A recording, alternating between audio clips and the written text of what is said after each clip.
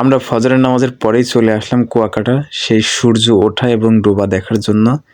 আসলে অনেকেই বলে যে সূর্য নাকি পানির নিচ থেকে ওঠে।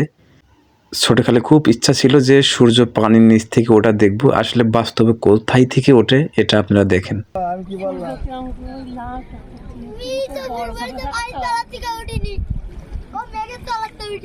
মানে পানি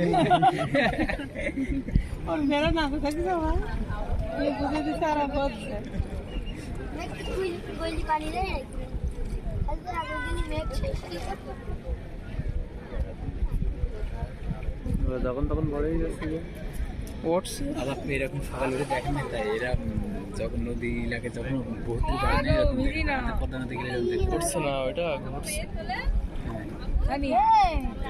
এই যে সবাই বল সূর্য আসছে পৃথিবীর তলার দিয়ে উঠলো, মানে পৃথিবী সূর্যের সামনে ঘুরলে সেই জন্য উঠলো।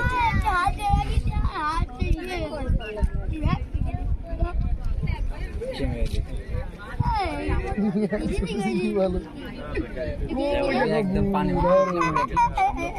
লাল টকটক করছে রক্ত। দেখা যাচ্ছে না কিন্তু ভাই, কিন্তু এরকম দেখা যায় না বলো। আমাদের যে উঠলি এসে হালকা একটু দেখা যায়।